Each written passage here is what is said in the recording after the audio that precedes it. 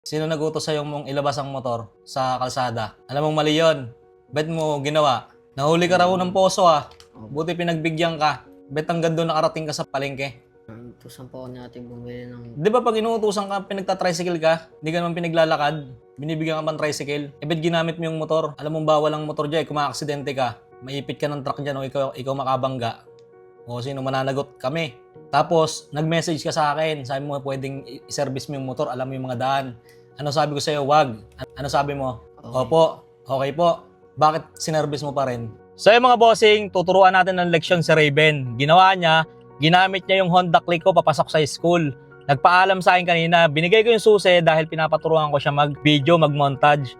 Tinuruan siya ni Sophie pero yung motor ginamit niya. Ginamit niya kanina yung motor na Honda Click, yung sinesetup natin.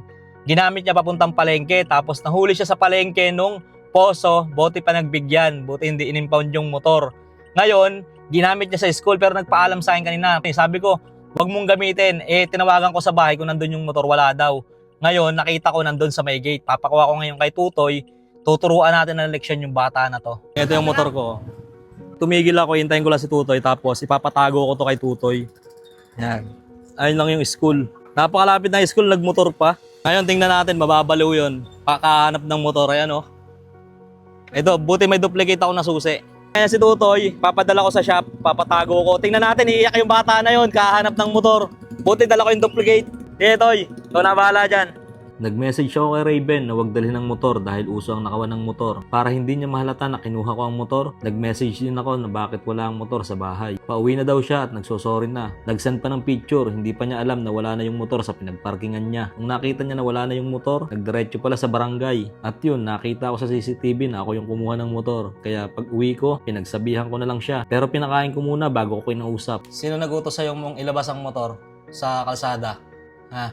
Alam mong mali yun. Bet mo ginawa. Nahuli ka raw ng poso Buti pinagbigyan ka. Bet hanggang doon nakarating ka sa palengke. Utusan po ako natin bumili ng... Di ba pag inuutusan ka, pinagta-tricycle ka, hindi ka naman pinaglalakad, binibigyan ka pang tricycle, bet ginamit mo yung motor. Alam mong bawal ang motor dyan, kung maaksidente ka, maipit ka ng truck dyan o ikaw makabangga. O sino mananagot kami. Tapos, nag-message ka sa akin, sabi mo pwedeng i-service mo yung motor, alam mo yung mga daan. Ano sabi ko sa'yo? Wag. Ano sabi mo? Opo. Okay po. Bakit sinervice mo pa rin? Nagsabi na ako sa'yo yung wag Nagsabi ka ng okay po. Bakit sinervice mo pa rin? Okay ka na Okay po. Yun ang sagot mo. Bakit sinervice mo pa rin? Ibig sabihin, hindi ka nakikinig sa akin. Alam mo nakakakul yung ginagawa mo. Dala-dala mo pa yung motor. Hindi ka na nga pinayagan Huwag mo nang uulitin yan Anong ginawa mo nung nakita mong wala doon yung motor? Kinabahan po. Kinabahan ka. Kasi akala mo na wala na. Ano una mong ginawa? Pumunta po ako sa barangay. Anong sabi ng barangay? Buti pinareview CCTV. Oh. Malabo naman ako sa camera sa CCTV. Inamin lang sa'yo ni Tutoy Kaya mo na lamang Kumbaga, paghinto po ng kotse niyo, pagbaba niyo, dumiretso po kayo sa motor. Pinatras ko pa nga po yun nakaharap. Na-review ng ganon ng CCTV? Hindi ko na po binidya kasi alam ko naman po nakita ko na kayo. Adi kinabahan ka, adi ikot ang puwet mo kahanap kung saan nasan yung motor. Hindi mo akalain na makukuha yung motor doon. Paano kung tunay na nawala yung motor? Hindi na nga lang yung motor kasi gamit lang yun Paano kung naka-aksidente ka or ikaw ang na-aksidente, namatay ka sa daan? Ano gagawin mo? Kami mananagot sa magulang mo kasi nandito ka sa poder namin. Lagi mo tatandaan, Raven, na yung ginagawa mo palagi, tiwala ng tao yung inaano mo, tinatrabaho mo dito, tiwala ako. Paano pa kita pagkakatiwalaan sa susunod kung sa simpleng utos ko lang sa'yo, hindi ka nakikinig? Sa simpleng ano ko lang sa'yo, sinabi ko na nga sa'yo wag, tumuloy ka pa rin.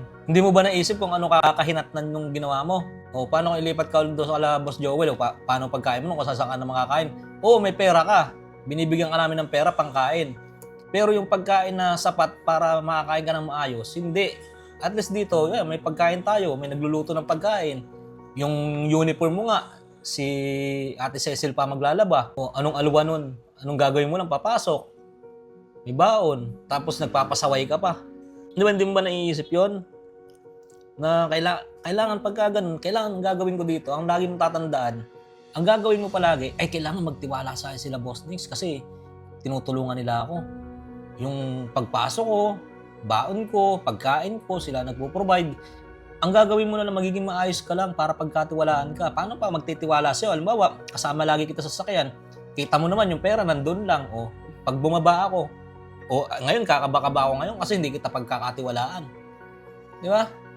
Lagi mong tatandaan, tiwala lagi ang tinatrabaho natin dito. Hindi yung binigay ko sa iyo yung motor, yung susi ng motor. Bakit ko sa'yo binigay? Raven, kabilin-bilinan ko Raven.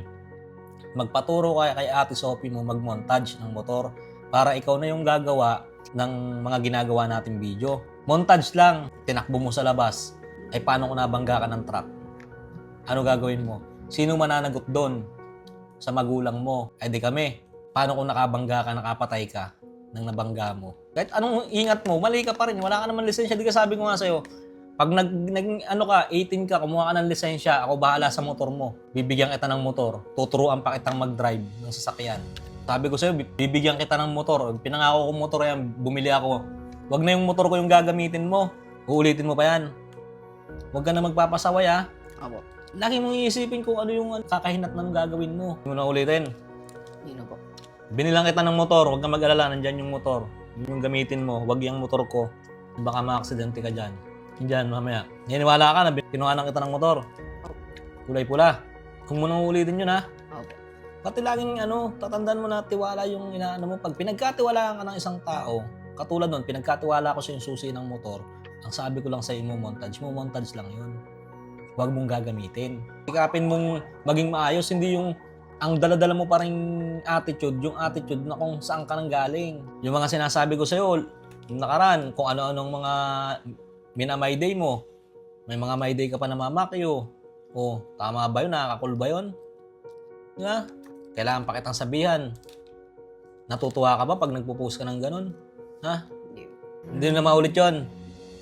Yan, ipopost ko tong video to. Hindi ko ginawa to para ipaya ka. Ginawa ko to para panoorin at matuto yung ibang tao. Na pag may pagkakamali, hindi ka dapat magsisinungaling.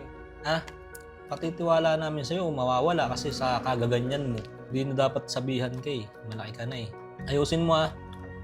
Nang tatandaan, lagi ka mag-iingat. Hindi nga kita pinapasakay ng motor sa Pagka pupunta kayo ng GMA, sinasama ka nila tutoy. Di ba nagagalit ako pagka sumakay ka ng motor, papunta ng GMA. Kasi bakit? Pag na-aksidente kayo, kami mananagot. Yan lagi mong tandaan, concern sa yung mga tao dito. Kaya lagi mong tatandaan na bago mo gawin ng isang bagay, tingnan mo muna.